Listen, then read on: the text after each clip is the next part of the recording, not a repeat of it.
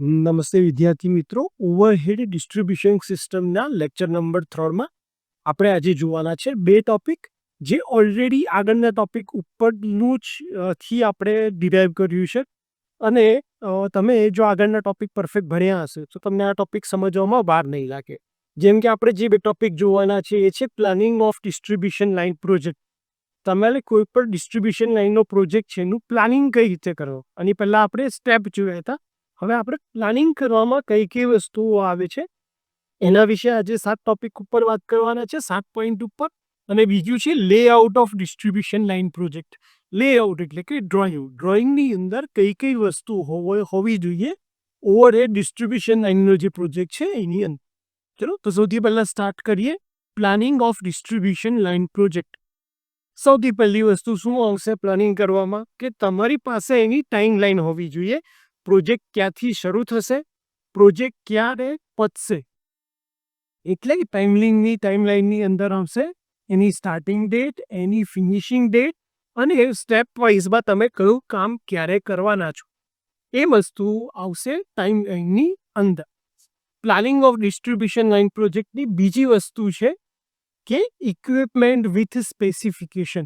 તમે જ્યારે પ્લાનિંગ કરી રહ્યા છો ત્યારે પ્લાનિંગની અંદર જ તમારી પાસે આ વસ્તુ ક્લિયર કટ હોવી જોઈએ કે તમને કયા કયા સાધનોની જરૂર પડશે, અને એના સ્પેસિફિકેશન એટલે કે એનું વોલ્ટેજ રેટિંગ, કરંટ રેટિંગ, એનું શેનાથી બન્યું હશે, પ્લાસ્ટિકથી બન્યું હશે, કંડક્ટરથી બન્યું હશે, ઇન્સ્યુલેટરથી બન્યું હશે, કયું મટીરિયલ હશે, કઈ રીતનું ઓપરેશન હશે, એ બધી જ વસ્તુનું ઇક્વિપમેન્ટ તમારી પાસે સ્પેસિફિકેશન સાથે હોવા જોઈએ. ત્રીજો પોઈન્ટ છે need of additional equipment. Need of additional equipment એટલે કે ધારો કે તમે પોલ નાખી રહ્યા છો, તમે વીજળીના થાંભલા નાખી રહ્યા છો, તો તમે મટીરિયલની યાદી તો બનાવી દીધી છે કે મટીરિયલમાં તમારી પાસે પોલ છે, ઓવરહેડ લાઇન છે, પણ એના સિવાય ધારો કે તમારે પોલ નાખવો છે તો તમારે ખાડો ખોદવાની જરૂર પડશે. તમારે વાયર છોલવા માટે તમને વાયર છોલવાના સાધનની જરૂર પડશે. તમારા ઓવરહેડ લાઇનના કેબલ હોય કાપવા માટે કટરની જરૂર પડશે.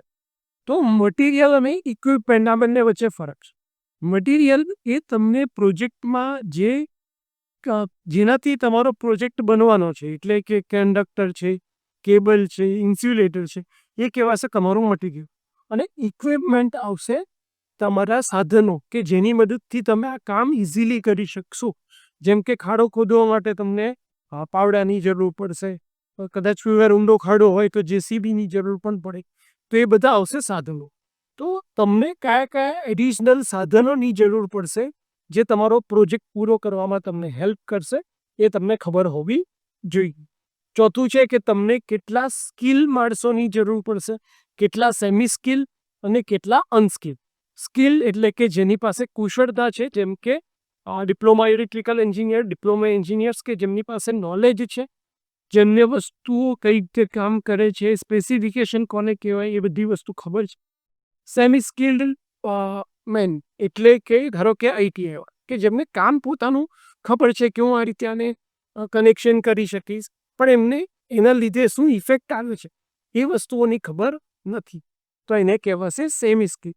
અનસ્કિલ્ડ એટલે કે તમારે એ બધું એને ગાઈડ કરવું પડે, એને કોઈ વસ્તુની ખબર નથી, એ માણસ કામ કરવા રેડી છે પણ તમારે એને ગાઈડ કરવો પડે, એને કહેવાય અનસ્કિલ્ડ માણસ.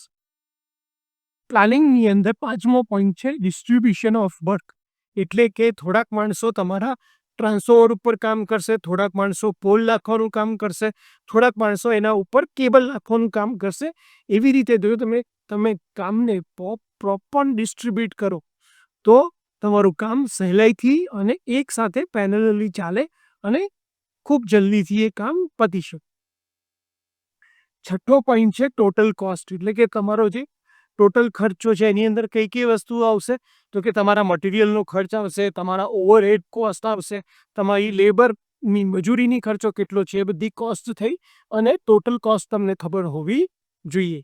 અને સાતમો પોઈન્ટ પ્લાનિંગ કરતી વખતે તમે જ્યારે પ્રોજેક્ટનો પ્લાનિંગ કરો છો એ છે ફાઇનાન્શિયલ અરેન્જમેન્ટ, કે તમે પેમેન્ટની વ્યવસ્થા ક્યાંથી કરવાના છો. તમે કંપનીની અંદર જે પ્રોફિટ થયો એમાંથી એ પૈસા લાવવાના છો, કે તમે બીજા કોઈ પાસેથી એ પૈસા લેવાના છો, ગવર્મેન્ટના કેસમાં તમે કોઈ ફંડિંગ પર આધાર રાખવાના છો, તો આ બધી વસ્તુઓ તમારી પાસે હોય અને તમે પર લિસ્ટ બનાવો, એને કહેવાય કે તમે પ્લાનિંગ કર્યું છે કોઈ પણ ડિસ્ટ્રીબ્યુશન લાઇન પ્રોજેક્ટ. સેકન્ડ આપણો ટોપિક છે આજનો, એ છે લેઆઉટ. એટલે કે ડ્રોઈંગની અંદર કઈ કઈ વસ્તુઓ હોય છે જે તમે લેઆઉટ બનાવો છો ડિસ્ટ્રીબ્યુશન લાઇન પ્રોજેક્ટનો, એની અંદર કઈ કઈ વસ્તુઓ હોવી જોઈએ. તો સૌથી પહેલાં તમારા ડ્રોઈંગમાં તમારો સ્ટાર્ટિંગ પોઈન્ટ હોવો જોઈએ કે તમારો પ્રોજેક્ટ કઈ જગ્યાએથી સ્ટાર્ટ થવાનો છે. એટલે કે એનો પાવર તમે ક્યાંથી લેવાના છો, ક્યાંય ટ્રાન્સફોર્મરમાંથી લેવાના છો, નજીકની લાઇનમાંથી લેવાના છો, ક્યાંથી પાવર તમે લેવાના છો, એ કહેવાય એનો સ્ટાર્ટિંગ પોઈન્ટ.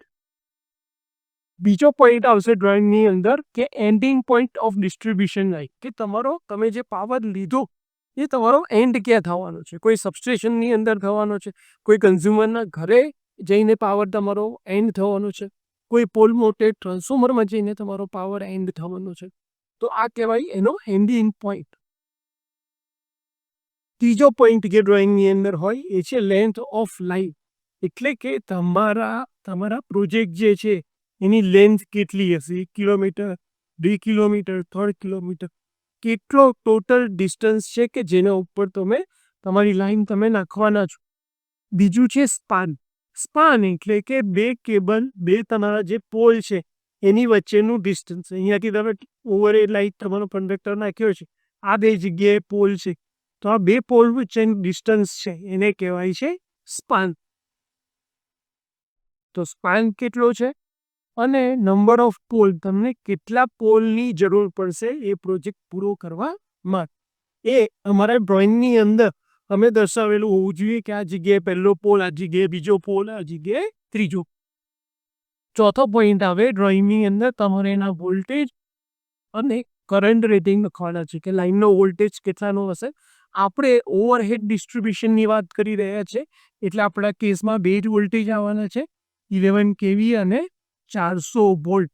કે તમારી લાઈન 11 કેવીની હશે કે તમારી લાઈન 400 વોલ્ટની હશે. અને એની કરંટ રેટિંગ કેપેસિટી કેટલી છે, 100 એમ્પિયર છે, 200 એમ્પિયર છે, 300 એમ્પિયર છે, એ તમારે ડ્રોઈંગની અંદર જ દર્શાવવાનું છે.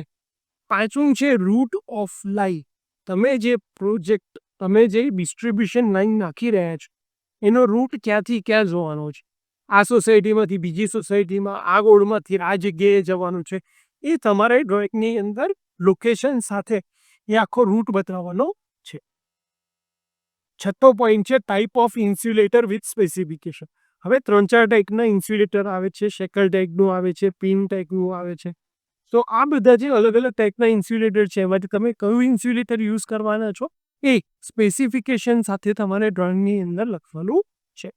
અને 7મો પોઈન્ટ છે કે તમે કઈ કઈ જગ્યાએ અર્થિંગ કરવાના છો. સપોઝ દર 3 કે 4 થાંભલા પછી ઓવરહેડના જે પોલ્સ છે એના પછી તમારે એનું અર્થિંગ કરવાનું હોય છે.